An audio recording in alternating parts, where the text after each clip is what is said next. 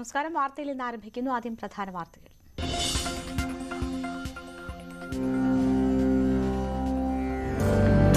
ഹരിത കോമള മഹിത കേരളമെന്റെ അഭിമാനം, ജീവിതോത്സവ താളമുണരും സ്നേഹലയ തീരം.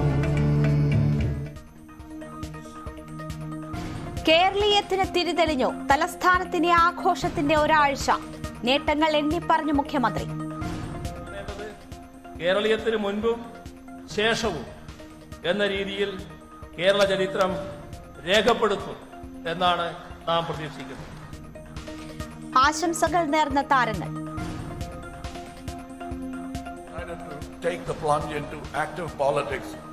Once again, I turned to Kerala and took advice from your dear Chief Minister, Mr. Pinarayi Vijayan. ഈ മഹാസംഭവത്തിൽ ഭാഗമാക്കാൻ എന്നെ ക്ഷണിച്ച എല്ലാ ഇതിന്റെ സംഘാടകരോടും നന്ദി.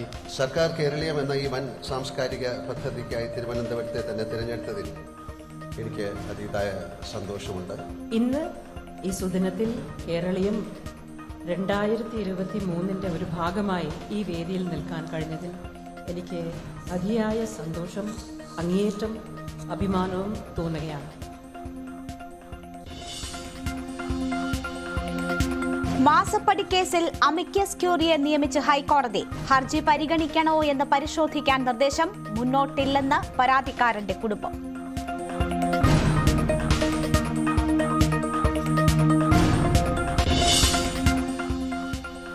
കരുവന്നൂർ ബാങ്ക് തട്ടിപ്പിൽ ആദ്യഘട്ട കുറ്റപത്രം ഇന്ന്. ആകെ 50 പ്രതികൾ. കണ്ടെത്തിയത് 90 കോടിയുടെ അഴിമതി. ഇടുക്കി ജില്ലാ ഡീലേഴ്സ് ബാങ്ക് ക്രമക്കേടിൽ കോൺഗ്രസ് നേതാക്കൾക്കെതിരെ കേസ്.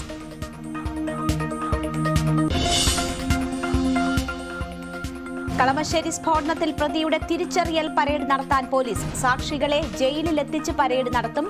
സ്ഫോടനത്തിൽ മറ്റാർക്കും പങ്കുള്ളതായി തെളിവില്ല.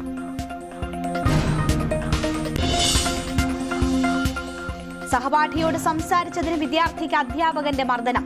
മലപ്പുറം ഒഴുകൂർ ക്രസന്റ് സ്കൂളിലെ അധ്യാപകനെതിരെ പരാതി. ചിത്രം പകർത്തിയ ശേഷം മർദ്ദിച്ചെന്ന ആക്ഷേപം. കുട്ടി ആശുപത്രിയിൽ ചികിത്സ തേടി. ഗാസയിലെ അഭയാർത്ഥി ക്യാമ്പ് ആക്രമിച്ച് ഇസ്രയേൽ. 50 പേർ കൊല്ലപ്പെട്ടു. Antony Blinken ഇസ്രയേലിലേക്ക്.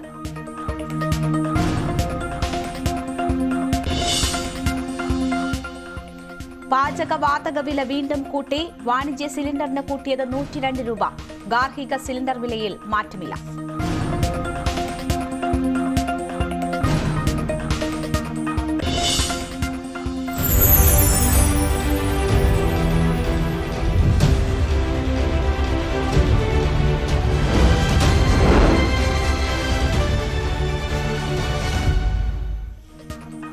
News 18 Keralam Malayali of the year പുരസ്കാര വിതരണം നാളെ. പുരസ്കാരം KS ചിത്രയ്ക്ക്.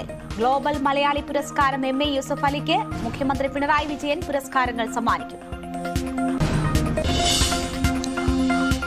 ലോകകപ്പിൽ ഇന്ന് കരുത്തന്മാരുടെ പോരാട്ടം. ദക്ഷിണാഫ്രിക്ക ന്യൂസിലൻഡിനെ നേരിടും. മത്സരം ഉച്ചയ്ക്ക് 2 മണി മുതൽ.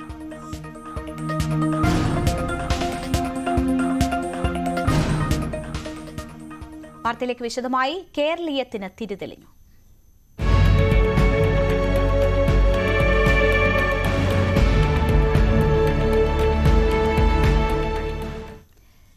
കേരളപ്പിറവി ദിനത്തിൽ സംസ്ഥാന സർക്കാരിന്റെ കേരളീയം 2023 പ്രൗഢോജ്വല തുടക്കം.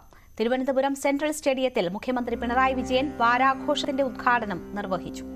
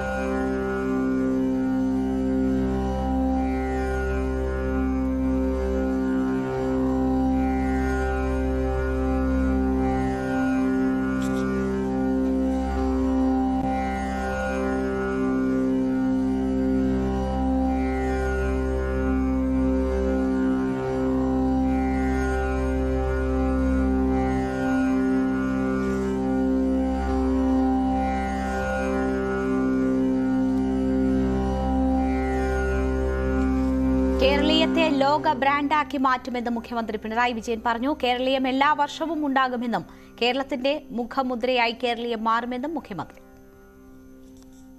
നമ്മുടേത് മാത്രമായ ഒരു വ്യക്തിത്വ സത്തയുണ്ട്.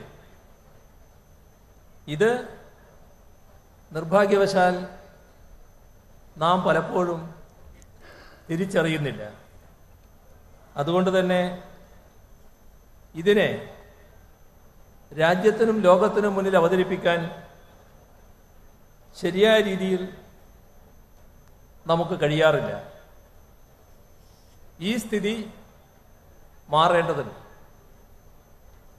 കേരളീയതയിൽ തീർത്തും അഭിമാനിക്കുന്ന ഒരു മനസ്സ് കേരളീയർക്കുണ്ടാവണം. വൃത്തിയുടെ കാര്യത്തിൽ മുതൽ കലയുടെ കാര്യത്തിൽ വരെ വേറിട്ട് നിൽക്കുന്ന കേരളീയതയെക്കുറിച്ചുള്ള അഭിമാനബോധം ഇളം തലമുറയിലടക്കം ഉൾച്ചേർക്കാൻ നമുക്ക് കഴിയണം. ആർക്കും പിന്നിലല്ല കേരളീയരെന്നും പല കാര്യങ്ങളിലും ആർക്കും മുന്നിലാണ് കേരളീയരെന്നും ഉള്ള ആത്മാഭിമാനത്തിൻ്റെ പതാക ഉയർത്താൻ കഴിയണം. പുതിയ കേരളത്തെ, മാറിയ കേരളത്തെ, വിജ്ഞാന സമൂഹത്തിലേക്ക് ഉദിക്കുന്ന കേരളത്തെ, ലോക ഗതിക്രമത്തിനൊത്ത് ചുവടുവെക്കുന്ന കേരളത്തെ ലോകസമക്ഷം അവതരിപ്പിക്കുക എന്നതാണ് കേരളീയം എന്ന പരിപാടിയിലൂടെ നാം ഉദ്ദേശിക്കുന്നത്. കേരളത്തെക്കുറിച്ച് അഭിമാനിക്കുക, കേരളീയതയെ ലോക സമൂഹത്തിന് മുന്നിൽ അവതരിപ്പിക്കുക, ഇതാണ് ഉദ്ദേശം.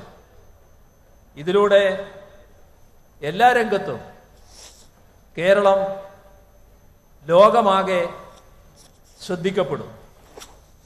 ലോകശ്രദ്ധ ഇവിടേക്ക് കേന്ദ്രീകരിക്കുന്ന മുറക്ക് കേരളത്തിൻ്റെ സമസ്ത രംഗങ്ങളിലെയും വൻപിച്ച കുതിച്ചുചാട്ട സ്വപ്നങ്ങൾ യാഥാർത്ഥ്യമാവുകയും ചെയ്യും.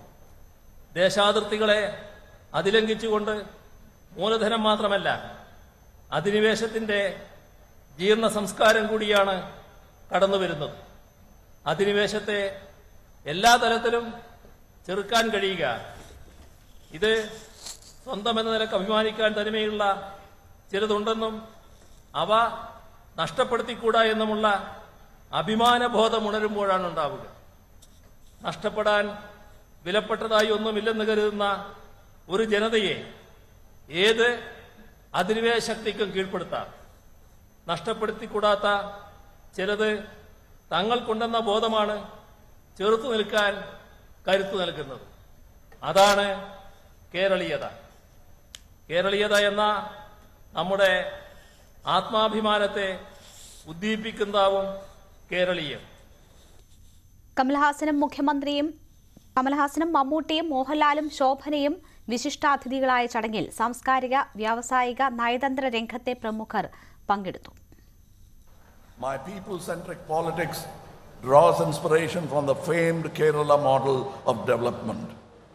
When I called for strengthening of local bodies in Tamil Nadu, I was hoping to emulate the miracles of Kerala's decentralized governance, championed by People Planning Campaign of 1996. Most states have struggled to achieve real democratic governance, decentralization to local bodies, and Kerala stands as a beacon of inspiration, one I hope the rest of India will emulate. That's the reason why I'm making this speech in English. I want the rest of India to know, emulate, and understand what we are celebrating.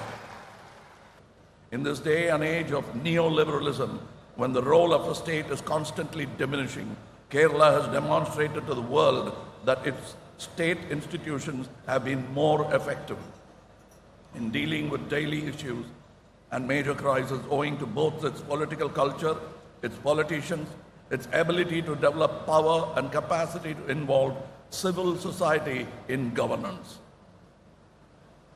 But as all capable leaders, Honorable CM Pinarayi Vijayan has shown that he is not just satisfied to sit on the laurels, but to ambitiously strive for excellence.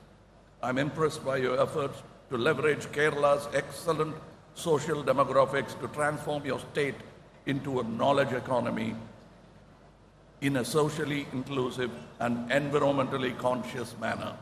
You have laid the blueprint for a new role for the state in promoting economic transformation to move beyond industrialization-centric development. കേരളീയരുടെ മാത്രം വികാരമല്ല, ലോക സാഹോദര്യത്തിൻ്റെ വലിയൊരു വികാരമായി കേരളീയം മാറട്ടെ എന്ന് ഞാൻ ആഗ്രഹിക്കുന്നു. നമ്മൾ ലോകത്തിന് തന്നെ മാതൃകയാകുക.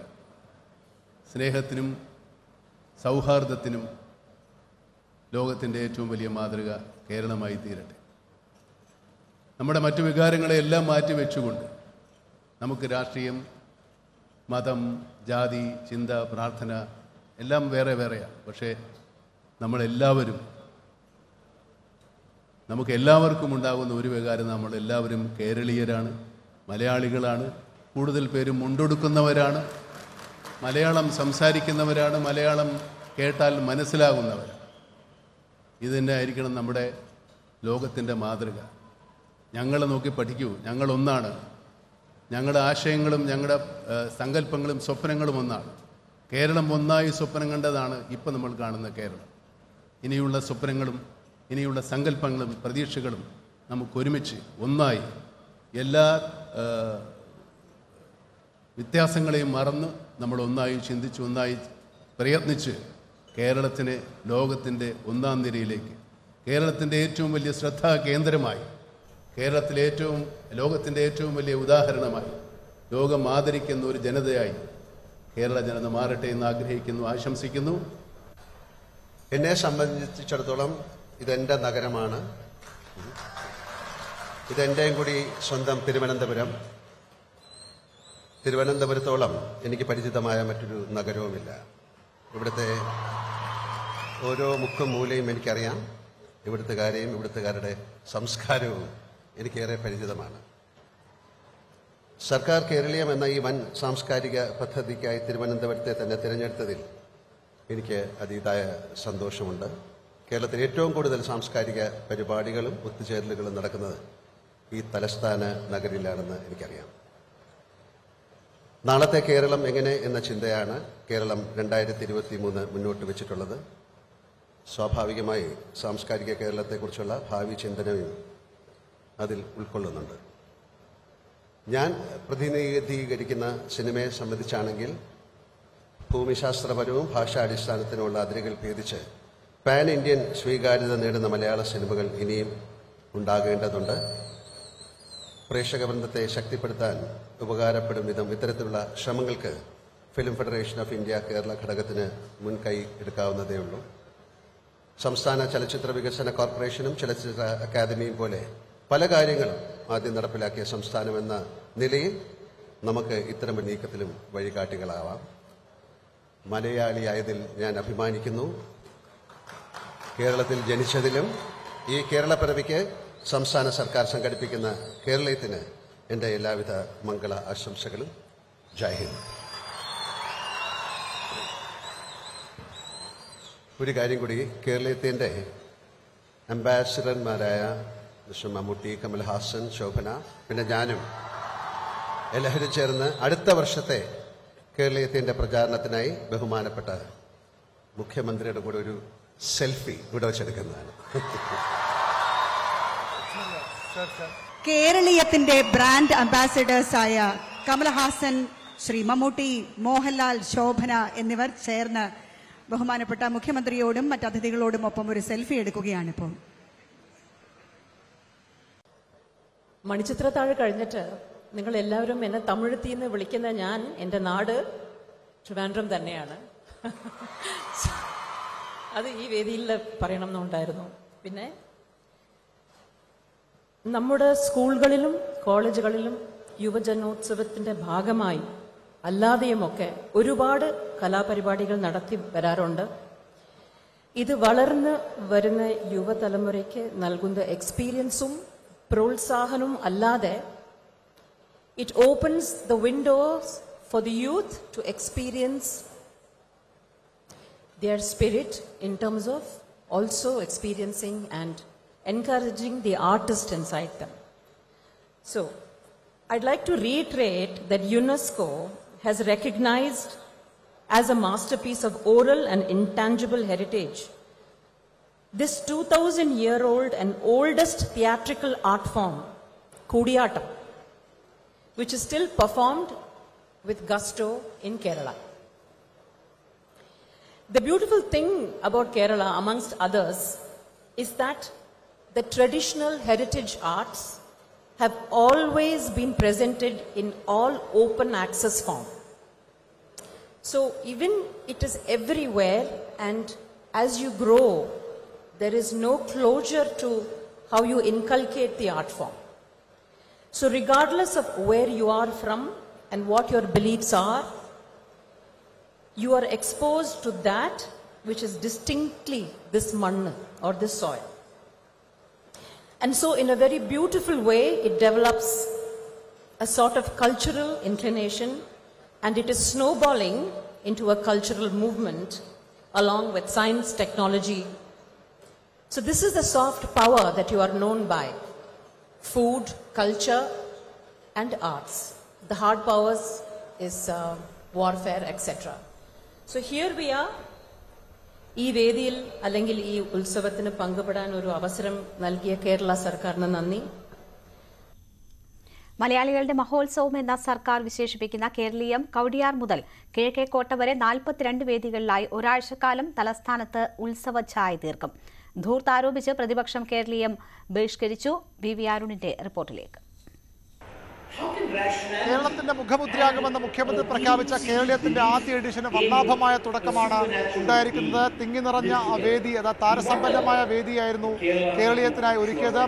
മുഖ്യമന്ത്രിക്ക് പുറമെ മലയാളത്തിന്റെ മഹാതാരങ്ങളായ മമ്മൂട്ടിയും മോഹൻലാലും കമൽഹാസനും അതുപോലെ ശോഭനയടക്കമുള്ള താരങ്ങൾ, വ്യവസായ പ്രമുഖരായ MA യൂസഫ് അലിയും ദിലീപ് പിള്ളയും ഉൾപ്പെടെയുള്ളവർ, അങ്ങനെ കേരളത്തിന്റെ ഒരു പരിച്ഛേദം തന്നെ, കേരളം രാജ്യത്തിനും ലോകത്തിനും സംഭാവന ചെയ്ത വലിയൊരു നിര ആളുകളുടെ ഒരു പരിച്ഛേദം ഇവിടെ ഈ വേദിയിലുണ്ടായിരുന്നു. വരാൻ ഇരിക്കുന്ന കലാപൂരത്തിൻ്റെ, ഒരാഴ്ച നീണ്ടു നിൽക്കുന്ന കലാമാമാങ്കത്തിൻ്റെ ഒരു തുടക്കം തന്നെയായി ഇതിനെ കാണണം. കലാരംഗത്ത് മാത്രമല്ല, സംസ്ഥാനത്തിൻ്റെ ഇതുവരെയുള്ള വികസന നേട്ടങ്ങൾ, കേരളം ഇനി കൈവരിക്കാൻ ഉദ്ദേശിക്കുന്ന കാര്യങ്ങൾ, എങ്ങനെയാകും കേരളത്തിൻ്റെ വികസനം എന്നതടക്കമുള്ള വിഷയങ്ങളിൽ വളരെ പ്രധാനപ്പെട്ട സെമിനാറുകൾ ഇനിയുള്ള ദിവസങ്ങളിൽ നടക്കും. പകൽ സമയങ്ങളിൽ അത്തരം സെമിനാറുകളും ബിസിനസ് ടു ബിസിനസ് മീറ്റുകൾ, അതായത് കേരളത്തിൻ്റെ വികസന സാധ്യതകൾ, കേരളത്തിൻ്റെ വ്യവസായ സാധ്യതകൾ ലോകത്തിന് മുമ്പ് തുറന്നു കാട്ടാൻ തക്ക രീതിയിലുള്ള ബിസിനസ് ടു ബിസിനസ് മീറ്റുകൾ ഈ കേരളത്തിൻ്റെ പ്രധാന പരിപാടികളിൽ ഒന്നാണ്. അതുപോലെയാണ് ഫ്ലവർ ഷോ അടക്കമുള്ള, ഫുഡ് ഫെസ്റ്റിവൽ അടക്കമുള്ള ആ ജനങ്ങളെ ആകർഷിക്കാൻ തരത്തിൽ അത്തരം പ്രവർത്തനങ്ങൾ ജനം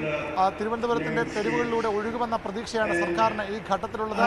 കവടിയാർ മുതൽ കിഴക്കേക്കോട്ട വരെ അക്ഷരാർത്ഥത്തിൽ ഉത്സവ മേഖലയെ സർക്കാർ പ്രഖ്യാപിച്ചു കഴിഞ്ഞു. ആ ഭാഗങ്ങളിൽ വൈകുന്നേരം ഗതാഗത നിയന്ത്രണമുണ്ട്. ഏതായാലും ഇനി വരുന്ന 7 രാപ്പകലുകൾ തലസ്ഥാനത്തിന് പുതിയൊരു അനുഭവമാകും. ഇത് ഒറ്റ വർഷവും നിർത്താതെ കേരളീയം ഈ നവംബർ മാസത്തിലെ കേരളത്തിൻ്റെ ആഘോഷ കലണ്ടറിൽ, ടൂറിസം കലണ്ടറിൽ ഉൾപ്പെടുത്തുന്ന ഭാഗത്തിൽ കേരളീയത്തെ ഒരു ബ്രാൻഡായി മാറ്റുകയാണ് സംസ്ഥാന സർക്കാർ ലക്ഷ്യം. വി അരുണിന്റെ റിപ്പോർട്ടാണ് കണ്ടത്. അതേസമയം ചില വിമർശനങ്ങൾ കൂടിയുണ്ട്. മുഖ്യമന്ത്രിയുടെ മുഖം കണ്ടാൽ ആള് കൂടില്ലെന്ന് തിരിച്ചറിഞ്ഞാണ് കേരളീയത്തിനായി താരനിരകളെ രംഗത്തിറക്കിയതെന്ന് രമേശ് ചെന്നിത്തല കുറ്റപ്പെടുത്തി. അഴിമതിയും കൊള്ളരുതായ്മകളും വൈറ്റ് വാഷ് ചെയ്യാൻ വേണ്ടിയാണ് കേരളീയമെന്നും ആദ്യമായാണോ നവംബർ 1 വരുന്നതെന്നും ചോദിച്ച ചെന്നിത്തല ലോക്സഭാ തെരഞ്ഞെടുപ്പ് മുന്നിൽ കണ്ടുള്ള രാഷ്ട്രീയ കൗശലമാണ് കേരളീയമെന്ന് കുറ്റപ്പെടുത്തി. മഹാബലി പ്രജകളെ കാണാനെത്തുന്നത് പോലെ നവകേരള സദസ്സിന് പിണറായി തമ്പുരാൻ ബസിൽ എത്തുകയാണെന്നും ചെന്നിത്തല പരിഹസിച്ചു. കേരളീയം പരിപാടി ധൂർത്താണെന്ന് ആരോപിച്ച് RSP നടത്തുന്ന രാപ്പകൽ സമരത്തിന്റെ സമാപന സമ്മേളനം ഉദ്ഘാടനം ചെയ്ത് സംസാരിക്കുകയായിരുന്നു ചെന്നിത്തല. പ്രതിപക്ഷ നേതാവ് VD സതീശൻ ഇന്നലെ വൈകിട്ട് ഉദ്ഘാടനം ചെയ്ത രാപ്പകൽ സമരത്തിൽ UDF ഘടകകക്ഷി നേതാക്കൾ പങ്കെടുത്തു. കേരളീയം ആർക്ക് വേണ്ടിയുള്ള പദ്ധതിയാണ്? എന്തിനു വേണ്ടിയാണ് ഇപ്പോൾ കേരളീയം എന്നൊരു പദ്ധതി നടപ്പാക്കുന്നത്? സംസ്ഥാന ഖജനാവിൽ 5000 രൂപ പോലും മാറി കിട്ടാൻ കഴിയാത്ത ഒരവസ്ഥയിൽ ഗുരുതരമായ സാമ്പത്തിക പ്രതിസന്ധി നേരിടുമ്പോൾ 27 കോടി 12 ലക്ഷം രൂപയാണ് ഈ മാമാങ്കത്തിന് വേണ്ടി ചെലവഴിക്കുന്നത്. ഇത് ആർക്ക് വേണ്ടിയുള്ള പദ്ധതിയാണ്? എന്തിനു വേണ്ടിയാണ്? കേരളത്തെ ലോകത്തിന്റെ മുമ്പിൽ അവതരിപ്പിക്കാൻ. കേരളത്തെ ലോകത്തിന്റെ മുമ്പിൽ അവതരിപ്പിക്കാൻ വേണ്ടി ഈ പദ്ധതിയല്ല വേണ്ടത്. അഴിമതിക്ക് നേതൃത്വം കൊടുക്കുന്ന പിണറായി വിജയൻ രാജിവെച്ച് ലോകത്തിന്റെ മുമ്പിൽ ഒരു മാതൃക കാട്ടുകയാണ് വേണ്ടത്. കേരളീയം പരിപാടിയുടെ ഉദ്ഘാടന വേദിയിലേക്ക് പ്രതിഷേധ മാർച്ച് നടത്തി ബിജെപി. കൌൺസിലർമാരുടെ നേതൃത്വത്തിൽ നടന്ന മാർച്ച് എജിസ് ഓഫീസിന് സമീപം പോലീസ് തടഞ്ഞു. നഗരം വെള്ളക്കെട്ടിൽ മുങ്ങുമ്പോൾ ജനങ്ങളുടെ കണ്ണിൽ പൊടിയിടാനാണ് കേരളീയം നടത്തുന്നതെന്ന് ബിജെപി ജില്ലാ പ്രസിഡന്റ് വി രാജേഷ് വിമർശിച്ചു. അഴിമതിയും ധൂർത്തുമാണ് കേരളീയത്തിന്റെ മറവിൽ നടക്കുന്നതെന്നും വി രാജേഷ് ആരോപിച്ചു. തിരുവനന്തപുരത്ത് വെള്ളപ്പൊക്കവും അതോടൊപ്പം തന്നെ മാരക രോഗങ്ങളും പെരുകുന്ന സാഹചര്യത്തിലാണ് അതിനൊന്നും പരിഹാരം കാണാതെ സംസ്ഥാന സർക്കാർ ഒരു 50 കോടി രൂപയ്ക്കപ്പുറം ധൂർത്തടിച്ചുകൊണ്ട് കേരളീയം എന്ന പേരിൽ ഇത്തരത്തിലുള്ള പരിപാടി നടത്തുന്നത്. ഞങ്ങൾക്ക് മനസ്സിലാകുന്നില്ല, പിണറായി വിജയനും സംഘത്തിനും എങ്ങനെയാണ് ജനങ്ങൾ വെള്ളത്തിൽ മുങ്ങിക്കിടക്കുമ്പോൾ, ജനങ്ങൾ എലിപ്പനിയും ഡെങ്കിപ്പനിയും ഉൾപ്പെടെയുള്ള മാരക രോഗങ്ങളുടെ പിടിയിലകപ്പെടുമ്പോൾ ഇത്തരത്തിലൊരു ധൂർത്തും മാമാങ്കവും നടത്താൻ വേണ്ടി സാധിക്കുന്നത് എന്ന് ഞങ്ങൾക്ക് മനസ്സിലാകുന്നില്ല. കേരളീയം ചലച്ചിത്രമേളയിൽ തന്റെ സിനിമകൾ ഉൾപ്പെടുത്താത്തതിനെതിരെ ബാലചന്ദ്രമേനോൻ. പ്രേക്ഷകരോടുള്ള അവഹേളനമാണിതെന്നും കരയുന്ന കുഞ്ഞിന് പോലും പാലില്ലാത്ത അവസ്ഥയാണ് സംസ്ഥാനത്തെന്നും ബാലചന്ദ്രമേനോൻ വിമർശിച്ചു. കാര്യങ്ങൾ സാധിക്കാൻ കാലു പിടിക്കേണ്ട അവസ്ഥയാണ്. പരിഗണന ചില നിലപാടുകളുടെ പേരിൽ മാത്രമാണെന്നും ബാലചന്ദ്രമേനോൻ കുറ്റപ്പെടുത്തി. ഈ കേരളീയം ചലച്ചിത്രോത്സവത്തിലേക്കുള്ള തിരഞ്ഞെടുത്ത ചിത്രങ്ങളുടെ ലിസ്റ്റ് കണ്ടപ്പോൾ എനിക്ക് തോന്നിയത്, അതിൽ തന്നെ ചില ഡയറക്ടേഴ്സിൻ്റെ 2 പടങ്ങളൊക്കെ പോയി കണ്ടു. പോട്ടെ, കണ്ടു. അധികമൊന്നും തിയേറ്ററിൽ ഓടാത്ത പടങ്ങൾ കണ്ടു, എല്ലാം കണ്ടു. ഇത്രയും കാലമായിട്ട് മലയാളികളുടെ മനസ്സിൽ എൻ്റേതായ ഒരു സിനിമയുടെ സംസ്കാരം പ്രകടിപ്പിക്കാൻ ശ്രമിച്ചിട്ടുണ്ട്. അവിടെ ഇവിടുത്തെ ആൾക്കാർ ബുക്കിട്ടിട്ടുണ്ട്. അങ്ങനെയുള്ള എൻ്റെ ഒരു സിനിമയുടെ പോലും ഒരു പ്രാതിനിധ്യം ഉണ്ടായില്ല എന്ന് കണ്ടപ്പോൾ അത് മിണ്ടാനങ്ങ് പോകാൻ തോന്നിയില്ല. കാരണം ഇന്നത്തെ കാലത്ത് കരയുന്ന കുഞ്ഞിനെ പാലുണ്ടെന്ന് നോക്കരുതെന്ന് അറിയാം. കരഞ്ഞിട്ടും പാല് കിട്ടുന്നില്ല. അതാണ് ഇവിടുത്തെ അവസ്ഥ. News 18 Keralam Malayali of the year പുരസ്കാരങ്ങൾ പ്രഖ്യാപിച്ചു. കേരളത്തിന്റെ വാനമ്പാടി KS ചിത്രയ്ക്കാണ് മലയാളി ഓഫ് ദി ഇയർ 2023 പുരസ്കാരം. ഗ്ലോബൽ മലയാളിയായി MA യൂസഫ് അലിയെ തെരഞ്ഞെടുത്തു. നാളെ തിരുവനന്തപുരത്ത് നടക്കുന്ന ചടങ്ങിൽ മുഖ്യമന്ത്രി പിണറായി വിജയൻ പുരസ്കാരങ്ങൾ സമ്മാനിക്കും.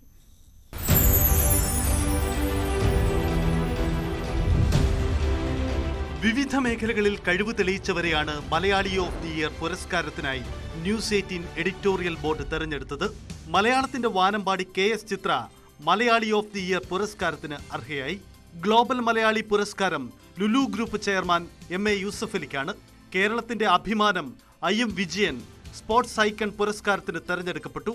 എവർഗ്രീൻ പുരസ്കാരത്തിന് അർഹയായത് നടി രേവതിയാണ്. ചലച്ചിത്ര ഗാനരംഗത്ത് 4 പതിറ്റാണ്ട് പിന്നിടുന്ന MG ശ്രീകുമാർ മ്യൂസിക് ഐക്കൺ പുരസ്കാരത്തിന് അർഹനായി. സാഹിത്യ സിനിമാ മേഖലകളിൽ തന്റേതായ ഇടം കണ്ടെത്തിയ PF മാത്യൂസിനാണ് സാഹിത്യത്തിനുള്ള പുരസ്കാരം. മലയാളി വോയിസ് പുരസ്കാരം ജോൺ ബ്രിട്ടാസ് MPക്ക്. കൾച്ചറൽ ഐക്കൺ പുരസ്കാരം സൂര്യ കൃഷ്ണമൂർത്തിക്കാണ്. ട്രഡീഷണൽ ബാൻഡ് പുരസ്കാരം പങ്കജ കസ്തൂരി സ്ഥാപകൻ ഡോക്ടർ ഹരീന്ദ്രൻ നായർക്കാണ്. നാളെ വൈകിട്ട് തിരുവനന്തപുരത്ത് നടക്കുന്ന പ്രൗഢഗംഭീരമായ ചടങ്ങിൽ മുഖ്യമന്ത്രി പിണറായി വിജയൻ പുരസ്കാരങ്ങൾ സമ്മാനിക്കും. News desk news 18. CMRL മാസപ്പടി കേസ് പരിഗണിക്കേണ്ടതുണ്ടോ എന്ന് പരിശോധിക്കാൻ അമിക്കസ് ക്യൂറിയെ നിയമിച്ചു. ഹൈക്കോടതിയാണ് അമിക്കസ് ക്യൂറിയെ നിയമിച്ചത്. ഹർജിക്കാരനായ ഗിരീഷ് ബാബു നിര്യാതനായ സാഹചര്യത്തിൽ ഹർജിയുമായി മുന്നോട്ടു പോകുന്നില്ല എന്ന് കുടുംബം അറിയിച്ചു. ഈ സാഹചര്യത്തിലാണ് ഹർജി ഇനി പരിഗണിക്കേണ്ടതുണ്ടോ എന്ന് പരിശോധിക്കാൻ അമിക്കസ് ക്യൂറിയെ നിയോഗിച്ചത്. ഹർജി നാളെ പരിഗണിക്കും. കളമശ്ശേരി സ്ഫോടനക്കേസിലെ പ്രതി ഡൊമിനിക് മാർട്ടിന്റെ മൊബൈൽ ഫോൺ ഫോറൻസിക് പരിശോധനയ്ക്ക് അയക്കും. സ്ഫോടനം ഉൾപ്പെടെയുള്ള കാര്യങ്ങൾ ചിത്രീകരിച്ച ഫോണാണ് പരിശോധനയ്ക്ക് അയക്കുക. തിരിച്ചറിയൽ പരേഡിനായി അന്വേഷണ സംഘം ഉച്ചയ്ക്ക് ശേഷം എറണാകുളം CJM കോടതിയിൽ അപേക്ഷ നൽകും. സാക്ഷികളെ കാക്കനാട് ജയിലിലെത്തിച്ചാകും തിരിച്ചറിയൽ പരേഡ്. എല്ലാ സാധ്യതകളും പരിശോധിക്കുന്നതായി Kochi city police commissioner A. Akbar അറിയിച്ചു. ഡാനി പോളിന്റെ റിപ്പോർട്ടിലേക്ക്. കളമശ്ശേരി ബോംബ് സ്ഫോടന കേസിൽ പ്രതി ഡൊമിനിക് മാർട്ടിനു വേണ്ടിയുള്ള തിരിച്ചറിയൽ പരേഡിനായുള്ള അപേക്ഷ ഉടൻ തന്നെ പോലീസ് കോടതിയിൽ സമർപ്പിക്കും. അതിനുശേഷം ഇത് ഒരു ദിവസം കോടതി നിശ്ചയിക്കും. ഇത് എറണാകുളം ജില്ലാ ജയിലിൽ വെച്ചായിരിക്കും തിരിച്ചറിയൽ പരേഡ് നടത്തുക. ഇവിടേക്ക് ഇയാൾ കടകളിൽ പോയതും അതോടൊപ്പം തന്നെ പ്രാർത്ഥനാ ഹാളിലെത്തിയതുമായ സംഭവങ്ങളിൽ ഇയാളെ തിരിച്ചറിഞ്ഞിട്ടുള്ള ഇതുവരെയുള്ള സാക്ഷികൾ ഇവരെയായിരിക്കും പ്രധാനമായും തന്നെ ഇവിടേക്ക് എത്തിക്കുക. അതോടൊപ്പം തന്നെയും ഈ കേസുമായി ബന്ധപ്പെട്ടുകൊണ്ട് പോലീസിന്റെ അന്വേഷണം തുടരുകയാണ്. ഇതിൽ ഏറ്റവും പ്രധാനപ്പെട്ടത് എന്ന് പറയുന്നത് ഇപ്പോഴും പ്രതി ഒറ്റയ്ക്ക് തന്നെയാണ് ഈ കൃത്യം ചെയ്തിട്ടുള്ളത് എന്ന് തന്നെയാണ് പോലീസ് സമർത്ഥിക്കുന്നത്. പ്രത്യേകിച്ച് ഇതുമായി ബന്ധപ്പെട്ട് ലഭിച്ചിരിക്കുന്ന തെളിവുകളും അതോടൊപ്പം തന്നെ പ്രതി ഡൊമിനിക് മാർട്ടിൻ തന്നെ ഇത് കൈമാറിയിട്ടുള്ള കാര്യങ്ങളും വസ്തുക്കളും എല്ലാം തന്നെയും ഇത് സംബന്ധിച്ചുള്ള നിഗമനത്തിൽ തന്നെയാണ് നിൽക്കുന്നത്. കഴിഞ്ഞ ദിവസം നടത്തിയ തെളിവെടുപ്പിലും ബോംബ് നിർമ്മാണത്തിനായി ഉപയോഗിച്ച സാധനങ്ങൾ പലതും തന്നെയും കണ്ടെടുക്കുകയും തന്നെ ചെയ്തിട്ടുണ്ട്. അതോടൊപ്പം പ്രതിയുടെ മൊബൈൽ ഫോൺ അടക്കമുള്ള കാര്യങ്ങളിൽ വന്ന കോളുകളുടെ വിശദാംശങ്ങളടക്കം പോലീസ് ശേഖരിക്കുന്നുണ്ട്. ഈ ഫോൺ ഉൾപ്പെടെയുള്ള കാര്യങ്ങൾ ഫോറൻസിക് പരിശോധനയ്ക്ക് വേണ്ടി അയക്കും. അത് ഇന്ന് കോടതി മുഖേന അത് ഫോറൻസിക് പരിശോധനയ്ക്കായിട്ട് കൈമാറുകയും ചെയ്യും. ആ പരിശോധനയിൽ ചില റെലവൻ്റ് ആയിട്ടുള്ള വസ്തുതകൾ പോലീസിനെ ബോധ്യപ്പെടുകയും ചെയ്തു. അതിനുശേഷം പ്രതിയെ കോടതിയിൽ ഹാജരാക്കി ഇന്നലെ വൈകുന്നേരത്തോടുകൂടി പ്രതിയെ കോടതി റിമാൻഡ് ചെയ്തിട്ടുണ്ട്. കേസുമായി ബന്ധപ്പെട്ട വളരെ സമഗ്രമായിട്ടുള്ള ഒരു എക്സോസ്റ്റീവായിട്ടുള്ള ഇൻവെസ്റ്റിഗേഷൻ ഉണ്ട്. എല്ലാ ആസ്പെക്റ്റുകളും കവർ ചെയ്ത് യാതൊരു പഴുതും ഇല്ലാത്ത തരത്തിലുള്ള അന്വേഷണമാണ് ഈ കേസിൽ നടത്തുന്നത്. പ്രതി ഈ സ്ഫോടനത്തിന് ശേഷം കടുത്ത മാനസിക സംഘർഷത്തിലേക്ക് ചെന്നെത്തി എന്ന് കോടതിക്ക് പോലീസിന് അന്വേഷണ സംഘത്തിന് മൊഴി നൽകിയിട്ടുണ്ട്. വലിയ മാനസിക സംഘർഷത്തിലേക്ക് എത്തിയതിനെ തുടർന്നാണ് സ്കൂട്ടർ ഓടിച്ചുകൊണ്ട് തൃശ്ശൂർ ഭാഗത്തേക്ക് കൊടകര ഭാഗത്തേക്ക് പോവുകയും പിന്നീട് ഒരു ലോഡ്ജിൽ മുറിയെടുത്തുകൊണ്ട് ഇതെല്ലാം തന്നെ പറയാനായിട്ട് തയ്യാറാവുകയും ചെയ്തത്. ആത്മഹത്യയെക്കുറിച്ച് പോലും ആ ഒരു ഘട്ടത്തിൽ ചിന്തിച്ചു പോയി എന്നതടക്കം പോലീസ് ഉദ്യോഗസ്ഥരോട് മൊഴി നൽകിയിട്ടുണ്ട്. ഇതിൽ പ്രധാനപ്പെട്ടതായി ഈ മറ്റാരും തന്നെ ഈ കൃത്യത്തിൽ ഉൾപ്പെട്ടിട്ടില്ല എന്ന് തന്നെയാണ് പോലീസിന്റെ ഇതുവരെയുള്ള ഒരു നിഗമനം. മറിച്ച് ഉള്ള ഒരു തെളിവുകളിലേക്ക് പോലീസിന് ചെന്നെത്താനും കഴിഞ്ഞിട്ടില്ല. എങ്കിൽ കൂടിയും ഇത് സംബന്ധിച്ച എല്ലാ വസ്തുതകളും അന്വേഷണ സംഘം പരിശോധിക്കുന്നുണ്ട്. ഇന്നും അന്വേഷണ ഉദ്യോഗസ്ഥരുടെ അടക്കം യോഗം കൊച്ചിയിൽ ചേർന്നിരുന്നു. ഇതുവരെയുള്ള ഒരു അന്വേഷണ പുരോഗതി ഇത് സംബന്ധിച്ച് പ്രത്യേകിച്ച് മൊബൈൽ ഫോൺ കോളുകൾ സംബന്ധിച്ചുള്ള ഒരു അന്വേഷണ പുരോഗതി അടക്കം ഇതിൽ വിലയിരുത്തുകയും ചെയ്തിട്ടുണ്ട്. ഇതിൽ തിരിച്ചറിയൽ കാര്യങ്ങൾക്കായുള്ള തിരിച്ചറിയൽ പരേഡിനായുള്ള ഒരു അപേക്ഷ അത് തന്നെയാണ് നൽകി കഴിഞ്ഞതിനു ശേഷം അടുത്ത നടപടികളിലേക്ക് അടക്കം പോലീസ് കടക്കുകയും ചെയ്യും. തുടർന്ന് കസ്റ്റഡി അപേക്ഷ അടക്കം നൽകും. കസ്റ്റഡിയിൽ ലഭിച്ച വീണ്ടും വിശദമായ ഒരു ചോദ്യം ചെയ്യലുണ്ടാകും. അതിനുശേഷം മറ്റിടങ്ങളിലേക്ക് തെളിവെടുപ്പുമായി ബന്ധപ്പെട്ടുകൊണ്ട് മറ്റിടങ്ങളിലേക്കും പ്രതിയെ എത്തിക്കേണ്ടതുണ്ട്. എന്തായാലും അന്വേഷണം ഊർജിതകരമായി തന്നെ മുന്നോട്ട് പോവുകയാണ്. യൂത്ത് കോൺഗ്രസ് നേതാവ് റിജിൽ മാക്കുറ്റിക്കെതിരെ പരാതി. കാസ എന്ന സംഘടനയാണ് കൊച്ചി സിറ്റി പോലീസ് കമ്മീഷണർക്ക് പരാതി നൽകിയത്. കളമശ്ശേരി സ്ഫോടന കേസിലെ പ്രതി ഡൊമിനിക് മാർട്ടിനുമായി കാസയ്ക്ക് ബന്ധമുണ്ടെന്ന് റിജിൽ ആരോപിച്ചിരുന്നു. സ്ഫോടന കേസിൽ കാസയുടെ പങ്ക് അന്വേഷിക്കണമെന്നും റിജിൽ ആവശ്യപ്പെട്ടിരുന്നു.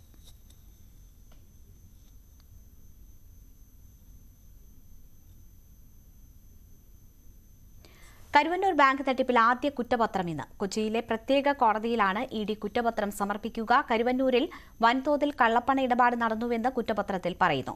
HV നന്ദകുമാർ വിവരങ്ങളുമായി ചേരുന്നു. നന്ദകുമാർ, എന്തൊക്കെയാണ് ഈ കുറ്റപത്രത്തിൽ പറയുന്ന കാര്യങ്ങൾ, വിശദാംശങ്ങൾ?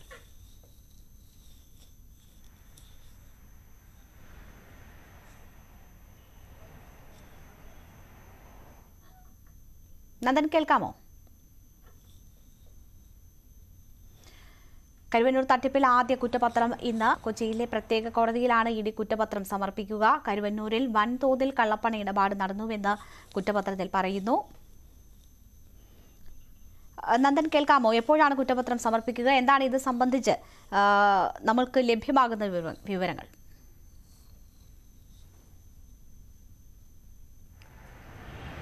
രേണുക, എന്തായാലും ഇന്ന് ഉച്ചയ്ക്ക് ശേഷമായിരിക്കും ഈ കേരളത്തിലെ വലിയ തോതിൽ കോളിളക്കം സൃഷ്ടിച്ച കരുവന്നൂർ കള്ളപ്പണ ഇടപാട് കേസിൽ എൻഫോഴ്സ്മെന്റ് ഡയറക്ടറേറ്റ് ആദ്യ കുറ്റപത്രം സമർപ്പിക്കുക. കാരണം സെപ്റ്റംബർ 4-നാണ് ഈ കേസുമായി ബന്ധപ്പെട്ട് എൻഫോഴ്സ്മെന്റ് ഡയറക്ടറേറ്റ് ആദ്യ അറസ്റ്റ് നടത്തുന്നത്. പ്രധാനമായും ഈ കേസിലെ മുഖ്യപ്രതിയായ P. സതീഷ് കുമാറിനെയും P. കിരണിനെയുമാണ് എൻഫോഴ്സ്മെന്റ് ഡയറക്ടറേറ്റ് ആദ്യമായി അറസ്റ്റ് ചെയ്യുന്നത്. അന്ന് സെപ്റ്റംബർ 4 അറസ്റ്റ് ചെയ്തതിനു ശേഷം 2 മാസം പിന്നിട്ടതിന് തൊട്ട് മുമ്പായിട്ടാണ് ഈ ഒരു കുറ്റപത്രം സമർപ്പിക്കുന്നത്. പ്രധാനമായും ഈ PMLA കണ്ണൂരിലെ കേസുകളിലൊക്കെ തന്നെ 2 മാസത്തിനകം കുറ്റപത്രം സമർപ്പിച്ചില്ല എങ്കിൽ പ്രധാനമായും ഈ പ്രതികൾക്ക് സ്വാഭാവിക ജാമ്യം കോടതി ലഭിക്കും. ആ സ്വാഭാവിക ജാമ്യം തടയുന്നതിന് വേണ്ടിയാണ് എൻഫോഴ്സ്മെന്റ് ഡയറക്ടറേറ്റ് ഇപ്പോൾ ആദ്യ കുറ്റപത്രം സമർപ്പിക്കുന്നത്. പക്ഷേ ഇനി ഏത് തരത്തിലേക്കുള്ള അന്വേഷണവും എൻഫോഴ്സ്മെന്റ് ഡയറക്ടറേറ്റിനുമായി മുന്നോട്ട് കൊണ്ടുപോകാൻ സാധിക്കും. കുറ്റപത്രം ഇനി അങ്ങോട്ട് വൈകിയാലും പ്രശ്നമില്ല. അതുകൊണ്ട് തന്നെ ആദ്യ കുറ്റപത്രം സമയബന്ധിതമായി ഇപ്പോൾ എൻഫോഴ്സ്മെന്റ് ഡയറക്ടറേറ്റ് സമർപ്പിക്കുകയാണ്. ഉച്ചയ്ക്ക് ശേഷം ഈ ഒരു എൻഫോഴ്സ്മെന്റ് ഡയറക്ടറേറ്റ് ഈ കോടതിയിൽ കുറ്റപത്രം സമർപ്പിക്കും. പ്രധാനമായും കല്ലൂരിലെ PMLA കോടതിയിലാണ് ഈ ഒരു കുറ്റപത്രം സമർപ്പിക്കുക. 12,000 പേജുള്ള കുറ്റപത്രമാണ് എൻഫോഴ്സ്മെന്റ് ഡയറക്ടറേറ്റ് തയ്യാറാക്കിയിട്ടുള്ളത്. പ്രധാനമായും 50 പ്രതികളെയാണ് ഈ ഒരു കുറ്റപത്രത്തിൽ പ്രതിപട്ടികയിൽ ഉൾപ്പെടുത്തിയിട്ടുള്ളത്. പ്രധാനമായും ഈ കേസിലെ മുഖ്യപ്രതിയായ പി സതീഷ് കുമാർ തന്നെയാണ് ഈ കേസിലെ ഏറ്റവും പ്രധാനമായിട്ടുള്ള തട്ടിപ്പ് നടത്തിയിട്ടുള്ളത് എന്നാണ് ഇപ്പോൾ എൻഫോഴ്സ്മെന്റ് ഡയറക്ടറേറ്റ് പറയുന്നത്. അത് മാത്രമല്ല, 2ാം പ്രതിയായ PP കിരണും 3ാം പ്രതിയായ വടക്കാഞ്ചേരി നഗരസഭ ആരോഗ്യ സ്റ്റാൻഡിംഗ് കമ്മിറ്റി ചെയർമാൻ PR അരവിന്ദാക്ഷനെയും അതോടൊപ്പം തന്നെ 4ാം പ്രതി കരുവന്നൂരിലെ മുൻ അക്കൗണ്ടന്റ് ജിൽസിനെയും ഉൾപ്പെടുത്തിക്കൊണ്ട് തന്നെയാണ് ഈ ഒരു കുറ്റപത്രം ഇപ്പോൾ കോടതിയിൽ ഇനി സമർപ്പിക്കുക. പ്രധാനമായും ഈ കേസുമായി ബന്ധപ്പെട്ട് 90 കോടിയുടെ കള്ളപ്പണ ഇടപാടുകൾ നടത്തിയിട്ടുണ്ട്, 90 കോടിയുടെ തട്ടിപ്പ് നടത്തിയിട്ടുണ്ട് എന്നാണ് ഇപ്പോൾ എൻഫോഴ്സ്മെന്റ് ഡയറക്ടറേറ്റ് പറയുന്നത്. ഈ ഒരു കുറ്റപത്രത്തിൽ അത് സൂചിപ്പിച്ചിട്ടുണ്ട്. പക്ഷേ 300 കോടിയിലധികം രൂപയുടെ തട്ടിപ്പുകളും അതോടൊപ്പം തന്നെ കള്ളപ്പണ ഇടപാടുകളും ഇതിൽ നടന്നിട്ടുണ്ട് എന്നാണ് എൻഫോഴ്സ്മെന്റ് ഡയറക്ടറേറ്റിന്റെ പ്രാഥമിക വിലയിരുത്തൽ. അതിന്റെ അടിസ്ഥാനത്തിൽ ഈ ഒരു അന്വേഷണം പുരോഗമിക്കുകയാണ്. അത് മാത്രമല്ല, ഈ കേസുമായി ബന്ധപ്പെട്ട് ഉന്നത രാഷ്ട്രീയ നേതാക്കൾക്കും ബന്ധമുണ്ട് എന്നാണ് എൻഫോഴ്സ്മെന്റ് ഡയറക്ടറേറ്റ് പറയുന്നു. 2ാം ഘട്ടത്തിൽ ഇവർക്കെതിരെയുള്ള അന്വേഷണവും പുരോഗമിക്കുമെന്നും ഈ ഒരു കുറ്റപത്രത്തിൽ സൂചിപ്പിക്കുന്നുണ്ട്. പ്രധാനമായും ഈ കേസുമായി ബന്ധപ്പെട്ട് കോടികളുടെ തട്ടിപ്പുകൾ നടത്തിയിട്ടുണ്ട്. അത് മാത്രമല്ല, 87.75 കോടി രൂപയുടെ സ്വത്തുക്കളും ഇതുവരെ കണ്ടെടുത്തതായും ഈ ഒരു കുറ്റപത്രത്തിൽ എൻഫോഴ്സ്മെന്റ് ഡയറക്ടറേറ്റ് സൂചിപ്പിച്ചിട്ടുണ്ട്. എന്തായാലും വൈകാതെ തന്നെ ഇന്ന് വൈകുന്നേരത്തോടു കൂടി അല്ലെങ്കിൽ ഉച്ചയ്ക്ക് ശേഷം തന്നെ ഈ ഒരു കുറ്റപത്രം എൻഫോഴ്സ്മെന്റ് ഡയറക്ടറേറ്റ് കല്ലൂരിലെ പ്രത്യേക കോടതിയിൽ സമർപ്പിക്കും. രേണുക. തീർച്ചയായും നന്ദൻ, ഈ കേസ് കേരളത്തെ സംബന്ധിച്ച് എത്രമാത്രം പ്രധാനപ്പെട്ടതാണ് എന്നറിയാമല്ലോ. ഇവിടെ ഇപ്പോൾ ഈ തട്ടിപ്പ് എമൗണ്ട് സംബന്ധിച്ചുള്ള ചില വൈരുദ്ധ്യങ്ങൾ നിലനിൽക്കുന്നു. EDയുടെ തന്നെ കണ്ടെത്തൽ 300 കോടിയിലധികം രൂപയുടെ തട്ടിപ്പ് നടന്നു എന്നതാണ്. ഇതിപ്പോൾ ആദ്യ അറസ്റ്റ് ഉണ്ടായി 60 ദിവസത്തിനകം തന്നെ കുറ്റപത്രം നൽകാൻ കഴിഞ്ഞു എന്നത് ഒരു നേട്ടവുമാണ്. എങ്ങനെയാണ് ഈ അന്വേഷണ നടപടികൾ മുന്നോട്ട് പോകുന്നത്? ഇതിൽ പരാതിക്കാരായി ഉള്ളവർക്കൊക്കെ ഈ കുറ്റപത്രം കൃത്യസമയത്തിനുള്ളിൽ സമർപ്പിക്കുന്നു. നടപടികൾ മുന്നോട്ട് പോകുന്നതിൽ തൃപ്തിയാണോ ഉള്ളത്?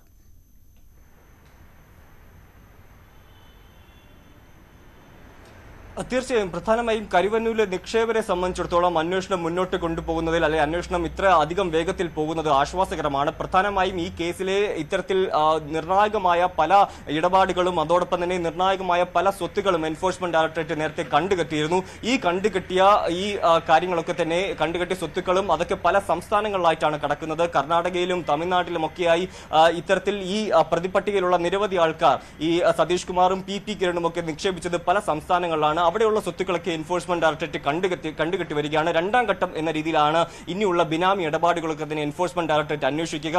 പ്രധാനമായും ഈ കേസിന്റെ ഏറ്റവും സുപ്രധാനമായ ഒരു ദിവസമാണെന്ന്. കാരണം കഴിഞ്ഞ 2 മാസമായി വലിയ കോളടക്കം സൃഷ്ടിച്ച ഒരു കേസാണ് കരുവന്നൂർ ബാങ്ക് തട്ടിപ്പ് കേസ്. അതുകൊണ്ട് തന്നെ പാവപ്പെട്ടവരുടെ പണം എത്രയും വേഗം ലഭ്യമാക്കാനുള്ള നടപടികളും ഇതുമായി ബന്ധപ്പെട്ട് എൻഫോഴ്സ്മെന്റ് ഡയറക്ടറേറ്റ് മുന്നോട്ട് കൊണ്ടുപോകുന്നുണ്ട്. അതിന്റെ ആദ്യ ചൂടുപടി എന്ന രീതിയിലാണ് ഇത്തരത്തിൽ 87.75 കോടി രൂപയുടെ സ്വത്തുക്കൾ എൻഫോഴ്സ്മെന്റ് ഡയറക്ടറേറ്റ് കണ്ടുകെട്ടിയത്.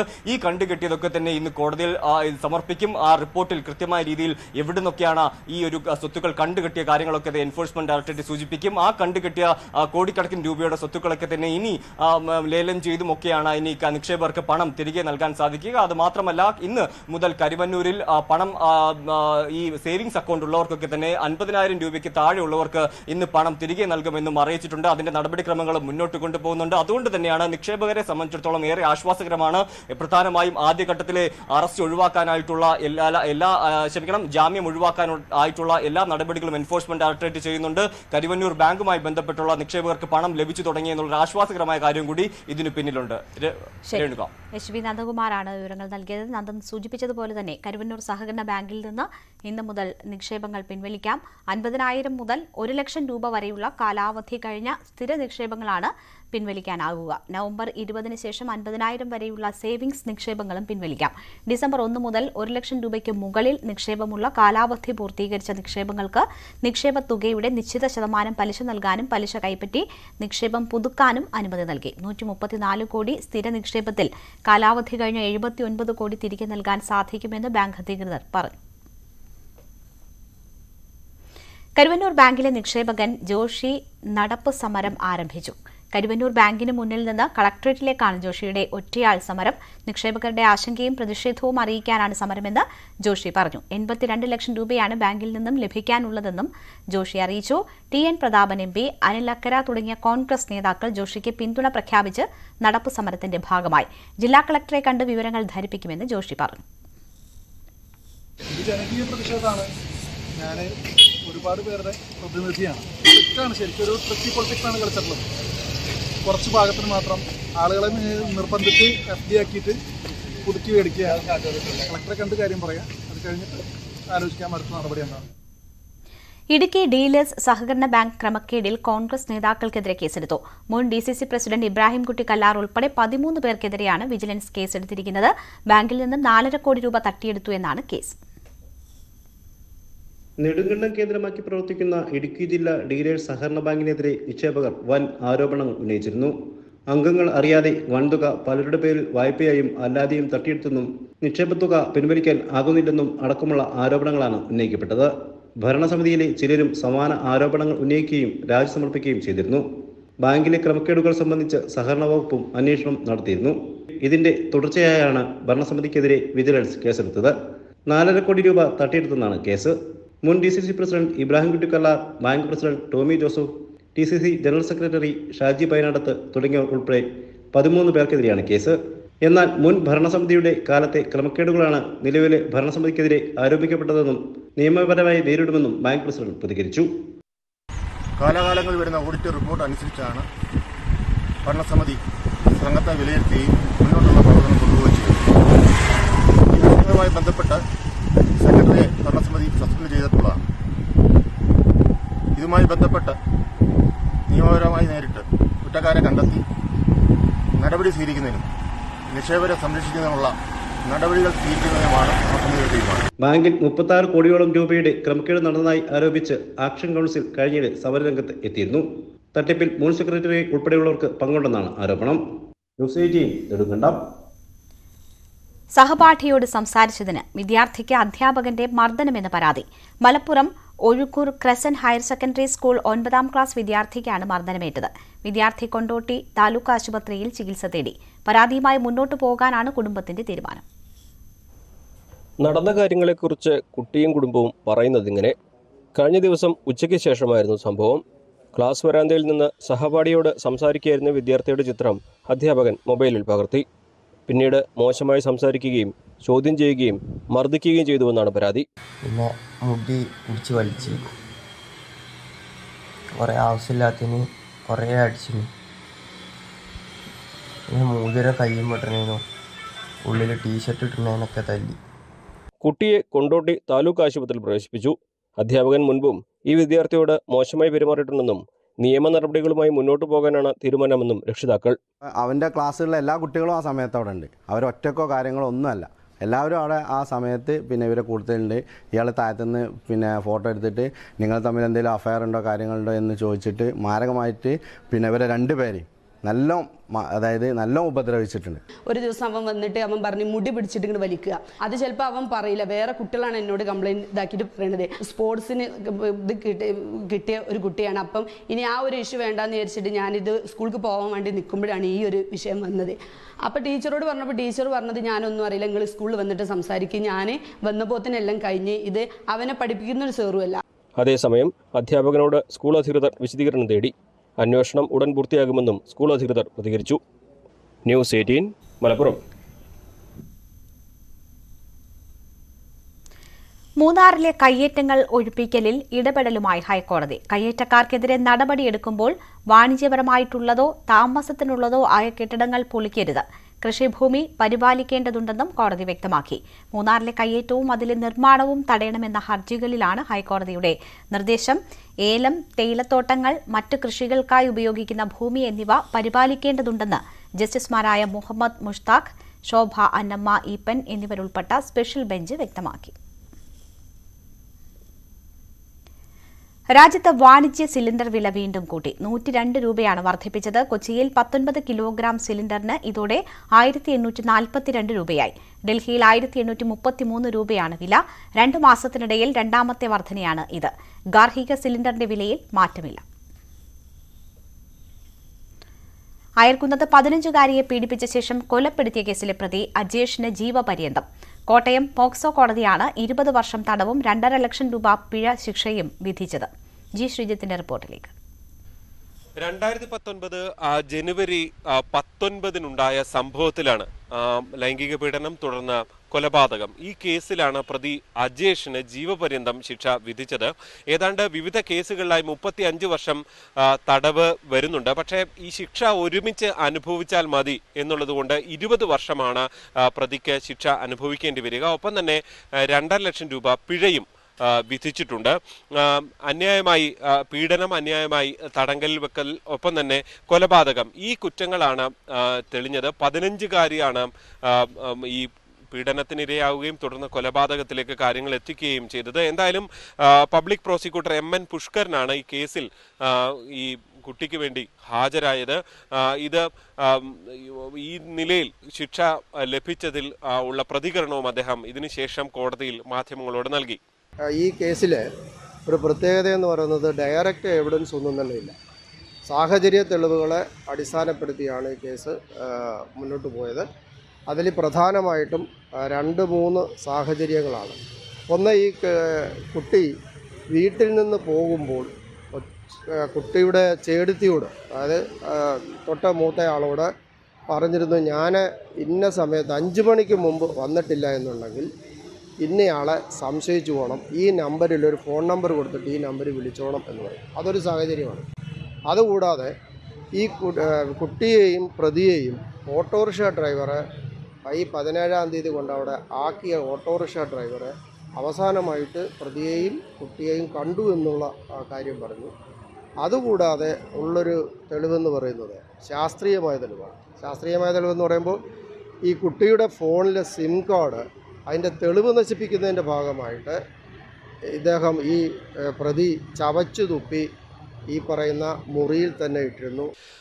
കുട്ടിയുമായി സൗഹൃദം നടിക്കുന്നു. ഒപ്പം തന്നെ ഈ ഒരു ഇഷ്ടിക ഫാക്ടറിയാണ്, കമ്പനിയാണ്, അതിൻ്റെ മുറിയിലേക്ക് വിളിച്ചു വരുത്തുകയും അവിടെ വെച്ച് പീഡിപ്പിക്കുകയും ചെയ്തു. തുടർന്ന് ഈ കുട്ടിയെ, ബോധരഹിതയായ കുട്ടിയെ കഴുത്ത് ഞെരിച്ച് കൊല്ലുകയായിരുന്നു എന്നതാണ് പോലീസ് അന്ന് അന്വേഷണത്തിൽ കണ്ടെത്തിയത്. തുടർന്ന് മൃതദേഹം ഇയാൾ മറവ് ചെയ്യുകയും ചെയ്തു.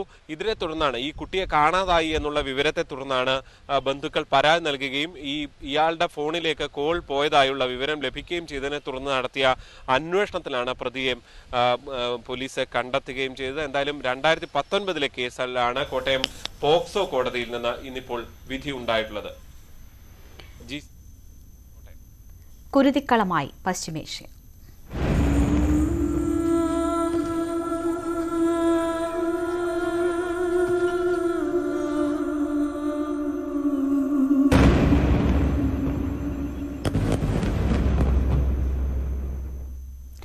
ഗാസയിലെ ഇസ്രയേൽ ആക്രമണത്തിൽ പരിക്കേറ്റവരെ ചികിത്സയ്ക്കായി ഈജിപ്തിലേക്ക് മാറ്റാൻ റഫ അതിർത്തി തുറന്നു. ഗാസയിൽ കുടുങ്ങിയ വിദേശികളെയും റഫയിലൂടെ കടത്തിവിടും. അതേസമയം ഗാസയിൽ ആക്രമണം തുടരുകയാണ് ഇസ്രയേൽ. ജബലിയയിൽ അഭയാർത്ഥി ക്യാമ്പിന് നേരെ ഉണ്ടായ വ്യോമാക്രമണത്തിൽ 50-ലധികം പേർ കൊല്ലപ്പെട്ടു. മുതിർന്ന ഹമാസ് കമാൻഡറെ വധിച്ചുവെന്നും ഭൂഗർഭ ടണലിന്റെ ഒരു ഭാഗം തകർത്തുവെന്നുമാണ് ഇസ്രയേലിന്റെ അവകാശവാദം. കിരൺ ബാബു വിവരങ്ങളുമായി ചേരുകയാണ്. കിരൺ, അതിശക്തമായ ആക്രമണം തുടരുന്നു എന്ന് മനസ്സിലാകുന്നു. അതിനിടയിൽ ചില ആശ്വാസകരമായ നടപടികൾ കൂടി ഉണ്ടാകുന്നു. പരിക്കേറ്റവർക്കുള്ള ചികിത്സ സാധ്യമാകുന്ന തരത്തിലേക്കുള്ള നടപടികൾ സംബന്ധിച്ചുള്ളതാണ് ആ വാർത്തകൾ. എന്തൊക്കെയാണ് വിശദാംശങ്ങൾ? ഒക്ടോബർ 7-ന് യുദ്ധം ആരംഭിച്ച ശേഷം ഇതാദ്യമായി റഫ അതിർത്തി തുറന്നിരിക്കുകയാണ്. റഫ അതിർത്തി വഴി പരിക്കേറ്റവർക്ക് ചികിത്സയ്ക്കായി ഈജിപ്തിലേക്ക് കടക്കുവാൻ വേണ്ടിയുള്ള തരത്തിലേക്ക് ആ വാതിൽ തുറന്നിരിക്കുകയാണ്. അങ്ങനെ പരിക്കേറ്റവർക്ക് ചികിത്സ ആവശ്യമായവർക്ക് അതുവഴി വന്ന് ചികിത്സ തേടാം എന്നുള്ള ഒരു വ്യവസ്ഥ വന്നിരിക്കുന്നു. യുദ്ധം തുടങ്ങിയ ആദ്യമായിട്ടാണ് ഗസയിൽ കുടുങ്ങിയിരിക്കുന്ന മനുഷ്യർക്ക് പുറത്തേക്ക് വരാൻ, അല്ലെങ്കിൽ ഏതെങ്കിലും തരത്തിൽ ചികിത്സ ആവശ്യമുള്ളവർക്കടക്കം അത് ലഭ്യമാക്കാൻ വേണ്ടിയുള്ള സൗകര്യം ഒരുക്കുന്നത്. അതോടൊപ്പം തന്നെ ഗസയിൽ കുടുങ്ങിയിട്ടുള്ള വിദേശികളായ ആളുകൾക്ക് പുറത്തേക്ക് വരാനുള്ള സൗകര്യവും ഒരുക്കിയിട്ടുണ്ട്. ഈ വാതിൽ വഴി പുറത്തേക്ക് വരാം. എന്നാൽ ഇത് സംബന്ധിച്ച് പിന്നീട് ചികിത്സയ്ക്ക് ശേഷം അവരുടെ തീരുമാനം എന്താണ് എന്നത് സംബന്ധിച്ചൊന്നും തീരുമാനം ഇപ്പോഴും ആയിട്ടില്ല.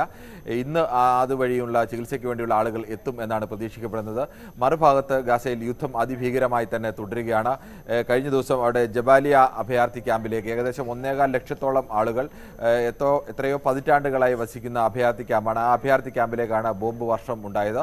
ഈ അഭയാർത്ഥി ക്യാമ്പിൽ 50-ന് മുകളിൽ ചിലത് കണക്കുകളിലൊക്കെ പ്രകാരം 100ഓളം ആളുകൾ മരിച്ചു എന്ന് പറയുന്നു. അതോടൊപ്പം തന്നെ ഇസ്രയേലിന്റെ അവകാശവാദം അവിടെ ഭൂഗർഭ ടണലുകളുണ്ട്. ഈ ടണലുകൾ കേന്ദ്രീകരിച്ചാണ് പ്രധാനമായും ഹമാസിന്റെ ഈ പ്രതിരോധം ഉയർത്തിയിരുന്നത്. ഈ ടണലുകൾ കേന്ദ്രീകരിച്ചുള്ള പ്രതിരോധം ഭേദിച്ചകത്ത് കിടക്കുക എന്നുള്ളത് വലിയ പ്രയാസമായിരുന്നു. ഈ ടണലുകൾ വലിയൊരു പ്രതിരോധ കോട്ടയായി നിന്നാണ്. ആ ടണലുകളെ വലിയൊരു ഭാഗം നശിപ്പിക്കാൻ കഴിഞ്ഞിട്ടുണ്ട്. അതിനുള്ളിൽ നിന്ന ഹമാസ് പ്രവർത്തകരെ അടക്കം കൊലപ്പെടുത്താൻ കഴിഞ്ഞിട്ടുണ്ട് എന്നും ഇസ്രയേൽ അവകാശപ്പെടുന്നു. എന്തായാലും ടണൽ പൊളിഞ്ഞു എന്നുള്ളത് ഇസ്രയേൽ അവകാശവാദം ഉന്നയിക്കുന്നുണ്ട്. അഭയാർത്ഥി ക്യാമ്പിലേക്ക് ബോംബ് വർഷിച്ചു എന്നുള്ളതും അതോടൊപ്പം തന്നെ അഭയാർത്ഥി ക്യാമ്പിൽ 100ഓളം പേർ മരിച്ചു എന്നതും ഹമാസും സ്ഥിരീകരിക്കുന്നുണ്ട്. എന്തായാലും കടുത്ത പോരാട്ടം ഇപ്പോഴും അവിടെ തുടരുകയാണ്. അതോടൊപ്പം തന്നെ അവിടെ ഗാസയിലുള്ള പരിക്കേറ്റ മനുഷ്യർക്ക് ചികിത്സയ്ക്ക് വേണ്ടിയുള്ള സൗകര്യങ്ങൾ ഒരുക്കണമെന്ന് അന്താരാഷ്ട്ര സമൂഹം വീണ്ടും ഇസ്രയേലിനോട് ആവശ്യപ്പെട്ടിട്ടുണ്ട്. അതോടൊപ്പം തന്നെ ഹമാസിന്റെ ആരോഗ്യ ചുമതലയുള്ളവർ ആശുപത്രികളിലേക്ക് ആവശ്യമായ ഇന്ധനം ലഭ്യമാക്കണം എന്നുള്ള ആവശ്യവും ഉന്നയിച്ചിട്ടുണ്ട്. പല ആശുപത്രികളിലും വൈദ്യുതി പൂർണ്ണമായും നിലച്ച അവസ്ഥയിൽ നിൽക്കുകയാണ്. അതുകൊണ്ട് തന്നെ അടിയന്തര സർവീസുകളടക്കം നടത്താൻ കഴിയാത്തൊരവസ്ഥയുണ്ട്. അവർക്ക് വേണ്ടി വൈദ്യുതി അടക്കം ലഭ്യമാക്കാൻ വേണ്ടിയുള്ള നടപടികൾ വേണം. ആശുപത്രികൾക്ക് വേണ്ടി മാത്രമെങ്കിലും അനുവദിക്കണം എന്നുള്ള ആവശ്യവും അവിടത്തേക്കുള്ള ഇന്ധനം അനുവദിക്കണം എന്നുള്ള ആവശ്യവും പ്രധാനമായും ഉന്നയിച്ചിട്ടുണ്ട്. അതോടൊപ്പം തന്നെ അന്താരാഷ്ട്ര തലത്തിൽ ബൊളീവിയ ഇപ്പോൾ പാലസ്തീനുമായിട്ടുള്ള എല്ലാ നയതന്ത്ര ബന്ധങ്ങളും അവസാനിപ്പിച്ചിട്ടുണ്ട്. ഇത് ആനുപാതികമല്ലാത്ത ആക്രമണമാണ് എന്നാണ് ബൊളീവിയ വിശേഷിപ്പിച്ചിട്ടുള്ളത്. ആക്രമണത്തിന്റെ പരിധി കഴിഞ്ഞു, അതിനപ്പുറത്തേക്കുള്ള കൂട്ടക്കുരുതിയാണ് നടക്കുന്നത്. അതുകൊണ്ട് തന്നെ ഇനി ഇസ്രായേലുമായി നയതന്ത്ര ബന്ധം ഇല്ല എന്ന് പറഞ്ഞു. ലാറ്റിൻ അമേരിക്കൻ രാജ്യവും ബൊളീവിയയുടെ അടുത്തുള്ള രാജ്യവുമായ ചിലിയും അവരുടെ നയതന്ത്ര പ്രതിനിധിയെ ഇസ്രായേലിൽ നിന്ന് മടക്കി വിളിച്ചിട്ടുണ്ട്. എന്തായാലും യുദ്ധം 25-ാം ദിവസവും ഇപ്പോഴും തുടരുകയാണ്. 8000-ത്തിലധികം പലസ്തീനികളാണ് ഇതുവരെ കൊല്ലപ്പെട്ടതായി കണക്കുകൾ പുറത്തു വന്നിട്ടുള്ളത്. ബോംബ് വർഷമടക്കം ഇപ്പോഴും തുടർന്നുകൊണ്ടിരിക്കുകയാണ്. ശരി, ആർ കിരൺ ബാബുവാണ് വിവരങ്ങൾ നൽകിയത്. ഇന്ത്യയിലെ ഏറ്റവും വലിയ ആഡംബര മാൾ ജിയോ വേൾഡ് പ്ലാസ പൊതുജനങ്ങൾക്ക് തുറന്നുകൊടുത്തു. മുംബൈയുടെ ഹൃദയഭാഗത്തുള്ള ബാന്ദ്ര കുർള കോംപ്ലക്സിലാണ് പ്ലാസ സ്ഥിതി ചെയ്യുന്നത്. Plaza Nita Mukesh Ambani cultural centre, Jio world convention centre, Jio world garden എന്നിവയുമായി ബന്ധപ്പെട്ടിരിക്കുന്നു. മികച്ച ആഗോള ബ്രാൻഡുകളെ ഇന്ത്യയിലേക്ക് കൊണ്ടുവരിക, മികച്ച ഇന്ത്യൻ ബ്രാൻഡുകളുടെ വൈദഗ്ധ്യവും കരകൌശല നൈപുണ്യവും ഉയർത്തിക്കാട്ടുക എന്നതാണ് ജിയോ വേൾഡ് പ്ലാസ ലക്ഷ്യമിടുന്നതെന്ന് Reliance industries limited director Isha M Ambani പറഞ്ഞു.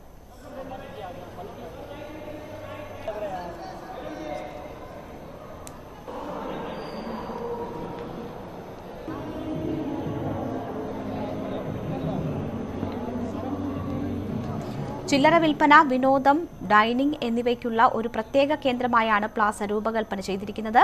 7,50,000 ചതുരശ്ര അടി വിസ്തൃതിയിൽ 4 നിലകളിലാണ് മാൾ പ്രവർത്തിക്കുന്നത്. നിരവധി ലോകോത്തര ബ്രാൻഡുകൾ ജിയോ വേൾഡ് പ്ലാസയിൽ സാന്നിധ്യം അറിയിക്കുന്നു.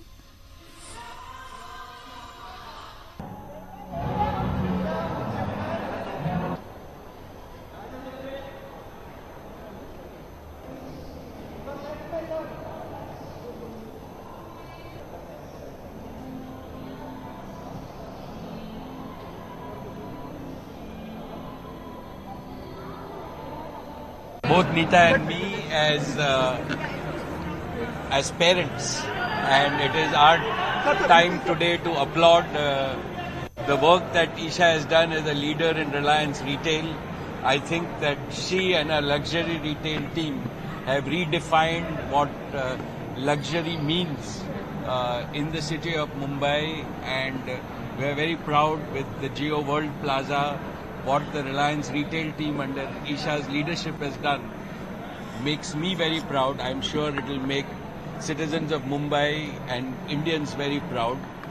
And we wish her and the entire Reliance retail team all the very best. ലോകകപ്പ് വിശേഷങ്ങൾ.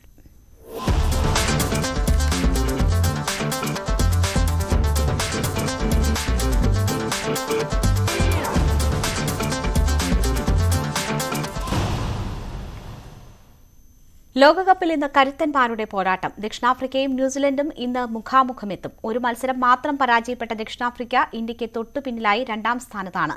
3ാം സ്ഥാനത്തുള്ള കിവീസിന് ഇന്ന് ജയിക്കാനായാൽ ദക്ഷിണാഫ്രിക്കയെ പിന്തള്ളാം. പൂനെയിൽ ഉച്ചയ്ക്ക് 2 മണി മുതലാണ് മത്സരം. ജിടെക്കിന്റെ ലോകമെങ്ങുമുള്ള സെന്ററുകളിൽ റോബോട്ടിക് സഹായി സജ്ജമാകുന്നു. AI സാങ്കേതികവിദ്യ സാധ്യതകൾ ഉപയോഗപ്പെടുത്തിയ ഗ്ലോറിയ എന്ന് പേരിട്ട റോബോട്ടുകളായിരിക്കും ജിടെക് സെന്ററുകളിൽ സജ്ജമാവുക. G Tec education chairman and managing director Mehroof മണലാടിയാണ് പദ്ധതി പ്രഖ്യാപിച്ചത്. ജിടെക്കിന്റെ പുതിയ കോഴ്സുകളായ എനർജി, വിദ്യ, EC കൌൺസിൽ സർട്ടിഫിക്കേഷനുകളും കോഴിക്കോട് നടന്ന ചടങ്ങിൽ ലോഞ്ച് ചെയ്തു. ജിടെക് ടാലി സംയുക്ത അഭിരുചി പരീക്ഷയുടെ website launching Tally national head Rakesh Menon നിർവഹിച്ചു. അപ്പോൾ പുതിയ ടെക്നോളജികൾ വരുന്ന സമയത്ത് സ്വാഭാവികമായിട്ടും ഇത് പറഞ്ഞു കൊടുക്കേണ്ടതും അവരെ പഠിപ്പിക്കേണ്ടതും ഒക്കെ വലിയ ഉത്തരവാദിത്തമാണ് ജിടെക്കിനുള്ളത്. അത് 100% മനസ്സിലാക്കിക്കൊണ്ട് കഴിഞ്ഞ 2022 കേരളത്തിൽ മാത്രം ജിടെക്കിൽ പഠിച്ചിട്ടുള്ള ഏകദേശം 1,38,000 കുട്ടികളാണ്. ഈ വർഷം അതിനേക്കാളും കൂടുതലായിട്ടുള്ള കുട്ടികൾ നമുക്ക് പഠിക്കാൻ വേണ്ടി വരുന്നുണ്ട്. ആൻഡ് എൻ്റെ ഒരു ഡ്രീം എന്ന് വെച്ച് കഴിഞ്ഞിട്ടുണ്ടെങ്കിൽ എല്ലാ നമ്മളെ സ്ഥാപനങ്ങളിലും വളരെ ഹൈ ക്വാളിറ്റിയിലുള്ള ട്രെയിനിങ് നമുക്ക് പ്രൊവൈഡ് ചെയ്യാൻ വേണ്ടി പറ്റണം. നമ്മളെ ജിടെക് സ്ഥാപനങ്ങളിൽ പഠിക്കാൻ വരുന്ന എല്ലാ കുട്ടികൾക്കും 100% ഒരു ജോലി കിട്ടണം എന്നുള്ള ഒരു ഐഡിയോളജി വെച്ചിട്ടാണ് നമ്മൾ മുന്നോട്ടേക്ക് പോയിക്കൊണ്ടിരിക്കുന്നത്. റദ്ദാക്കിയ വൈദ്യുതി വാങ്ങൽ കരാർ പുനഃസ്ഥാപിക്കണമെന്നാവശ്യപ്പെട്ട് KECB വൈദ്യുതി റെഗുലേറ്ററി കമ്മീഷന് ഉടൻ ഹർജി നൽകും. അപ്പലേറ്റ് ട്രിബ്യൂണലിന്റെ നിർദ്ദേശപ്രകാരമാണിത്. റെഗുലേറ്ററി കമ്മീഷൻ KECBയുടെ ആവശ്യം അംഗീകരിക്കുന്നതോടെ ദീർഘകാല കരാർ പുനഃസ്ഥാപിക്കാനുള്ള നിയമ തടസ്സം നീങ്ങും. വൈദ്യുതി നിരക്ക് സംബന്ധിച്ച പ്രഖ്യാപനം ഈ ആഴ്ചയുണ്ടാകും. അപ്പലേറ്റ് ട്രിബ്യൂണലിലെ ഹർജി തീർപ്പാക്കിയാലേ ദീർഘകാല വൈദ്യുതി കരാർ പുനഃസ്ഥാപിക്കുന്നതിൽ തീരുമാനമെടുക്കാൻ കഴിയൂ എന്നായിരുന്നു റെഗുലേറ്ററി കമ്മീഷന് ലഭിച്ച നിയമോപദേശം.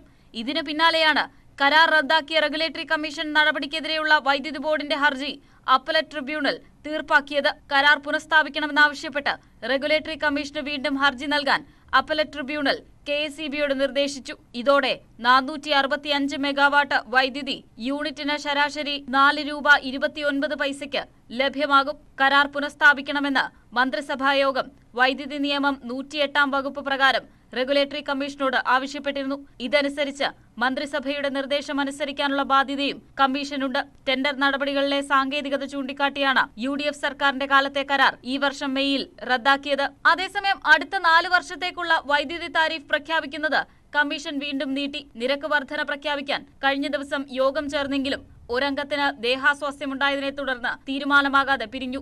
ഈ ആഴ്ച തന്നെ വീണ്ടും യോഗം ചേരും. പഴയ നിരക്ക് തുടരുമെന്ന ഉത്തരവിറക്കില്ലെന്ന തീരുമാനമായതോടെ നിരക്ക് വർധന ഉറപ്പായി. നിലവിലെ താരിഫിന്റെ കാലാവധി ഇന്നലെ അവസാനിച്ചു. യൂണിറ്റിന് 41 പൈസ കൂട്ടണമെന്നാണ് KECBയുടെ ആവശ്യം. അവസാനം നിരക്ക് കൂട്ടിയത് കഴിഞ്ഞ വർഷം ജൂണിലാണ്. ന്യൂസ് 18 തിരുവനന്തപുരം. മൂന്നാർ ദൌത്യത്തിന്റെ ഭാഗമായി ചെറുകിട കർഷകരെ ഒഴിപ്പിക്കുന്നതിനെതിരെ പ്രതിഷേധം ശക്തമാകുന്നു. കുടുംബങ്ങളുടെ ഉപജീവനം ഇല്ലാതാക്കുന്നതിനെതിരെ പഞ്ചായത്ത് പ്രമേയം പാസാക്കും. ചെറുകിട കർഷകരുടെ പ്രശ്നങ്ങൾ പഠിച്ച് വിശദമായ റിപ്പോർട്ട് സർക്കാരിന് നൽകണമെന്ന് CPM ആവശ്യപ്പെട്ടു. വർഷങ്ങളായി ചിന്നക്കനാലിൽ കൃഷിയിലൂടെ ഉപജീവനം കണ്ടെത്തുന്ന നിരവധി പേരുണ്ട്. 5 സെന്റ് മുതൽ 4 ഏക്കർ വരെ കൈവശം വെച്ചിരിക്കുന്ന കർഷകരുണ്ട്. ഇവർക്ക് പോകാൻ മറ്റിടങ്ങളില്ല. ഈ ഭൂമിയും ദൌത്യസംഘം തിരിച്ചേറ്റെടുത്തു തുടങ്ങിയതോടെയാണ് പ്രതിഷേധം ശക്തമായത്. കഴിഞ്ഞ ദിവസം ചിന്നക്കനാൽ സിമന്റ് പാലത്ത് ദൌത്യസംഘം ഏറ്റെടുത്ത 2 ഏക്കർ 20 സെന്റ് ഭൂമിയിലെ കൃഷിയും കാലിവളർത്തലും മാത്രമാണ് ഈ കുടുംബത്തിന്റെ ഉപജീവന മാർഗം. മറ്റൊരിടത്തും സ്ഥലമോ പോകാൻ ഇടമോ ഇല്ല. എന്നാൽ 30 ദിവസത്തിനുള്ളിൽ കുടിയൊഴിയണമെന്നാണ് ദൌത്യസംഘത്തിന്റെ നിർദ്ദേശം. ഇവിടെ ഏറിയ പങ്കും സാധാരണക്കാരായ കർഷകരാണ്. ഞങ്ങൾ കൃഷി ഉപജീവന മാർഗമായി ജീവിക്കുന്നവരും കന്നാലി വളർത്തൽ മുതലായ തൊഴിൽ ചെയ്ത് ജീവിക്കുന്നവരുമാണ്. വളരെ ആരെയും ഇറക്കി വിട്ട് കഴിഞ്ഞാൽ പോകാൻ ഒരു വീടോ മറ്റ് വസതികളോ ഇല്ലാത്തവരാണ് സാധാരണക്കാരായ കർഷകർ. സർക്കാരിൻ്റെ ഭാഗത്തു നിന്നും എന്തെങ്കിലും അനുകൂലമായൊരു നടപടി ഉണ്ടായില്ലെങ്കിൽ അനേകർ റോഡുകളിലേക്ക് ഇറങ്ങേണ്ടി വരും. 5 സെന്റിലും 10 സെന്റിലും താമസിക്കുന്നവർക്കും ഒഴിഞ്ഞു പോകാൻ നിർദ്ദേശം നൽകി നോട്ടീസ് ലഭിച്ചു. പോകാനിടമില്ലാത്തവരെ ഒഴിപ്പിക്കുന്നതിനെതിരെ പ്രമേയം പാസാക്കി സർക്കാരിന് നൽകാനാണ് ചിന്നക്കനാൽ ഗ്രാമപഞ്ചായത്തിന്റെ തീരുമാനം. ഈ കഴിഞ്ഞ ദിവസം ശനിയാഴ്ച ഒഴിപ്പിച്ച ജോസിന് നമ്മൾ അന്വേഷണത്തിൽ മറ്റു ഒരു സ്ഥലങ്ങളിൽ 1 സെന്റ് ഭൂമി അവരുടെ ഭാര്യ ഒരു ആദിവാസി സമൂഹത്തിൽപ്പെട്ടതാണ്. വേറെ എങ്ങും ഭൂമിയില്ല എന്നുള്ളതാണ് നമ്മുടെ അറിവിൽ ബോധ്യപ്പെട്ടിട്ടുള്ളത്. അതുകൊണ്ട് പഞ്ചായത്ത് കമ്മിറ്റി ഒരു റിസർവേഷൻ പാസാക്കി മന്ത്രിസഭയെ അറിയിക്കാനാണ് തീരുമാനമെടുത്തിട്ടുള്ളത്. സാധാരണക്കാരുടെ വിഷയം ഗൗരവമാണെന്നും വിശദമായി പഠനം നടത്തി സർക്കാരിന് റിപ്പോർട്ട് നൽകണമെന്ന് CPM ജില്ലാ നേതൃത്വം ആവശ്യപ്പെട്ടു. ന്യൂസ് 18 മൂന്നാർ. ചിയാൻ വിക്രം പാരഞ്ജിത്ത് കൂട്ടുകെട്ടിൽ ഒരുങ്ങുന്ന താങ്കളാന്റെ ടീസർ പുറത്തുവന്നു. ചിയാൻ വിക്രം ദിലീപ് ചിത്രം ബാന്ദ്രയിലെ വീഡിയോ സോങ് സംഗീതം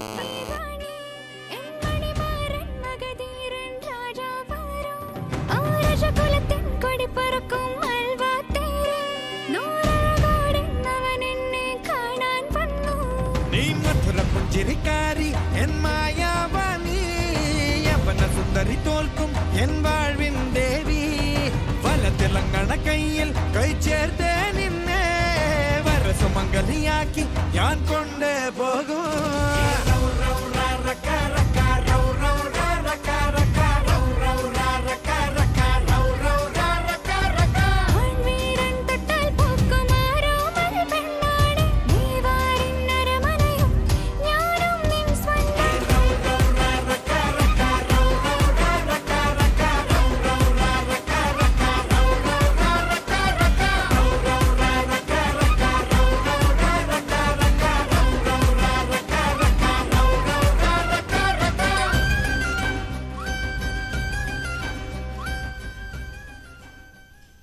ഇന്നത്തെ സ്വർണം വെള്ളി പ്ലാറ്റിനം നിരക്കുകൾ. റോയൽ ജ്വല്ലറി ഇന്നത്തെ സ്വർണ്ണവില ബ്രോട്ട് യു ബൈ പൈതൃകത്തിന്റെ പൊന്നിന് പുതുമയുടെ മുദ്രണം തരകൻസ് റോയൽ ജ്വല്ലറി കുന്നംകുളം. സ്വർണം ഗ്രാമിന് 5620 രൂപ, പവന് 44,960 രൂപ, വെള്ളി ഗ്രാമിന് 77 രൂപ, കിലോയ്ക്ക് 77,000 രൂപ, പ്ലാറ്റിനം ഗ്രാമിന് 3,375 രൂപ. തരകൻസ് റോയൽ ജ്വല്ലറി ഇന്നത്തെ സ്വർണ്ണവില ബ്രോട്ട് യു ബൈ പൈതൃകത്തിന്റെ പൊന്നിന് പുതുമയുടെ മുദ്രണം തരകൻസ് റോയൽ ജ്വല്ലറി കുന്നംകുളം. വാർത്തയിൽ നിന്ന് പൂർണ്ണമാകുന്നു. നമസ്കാരം.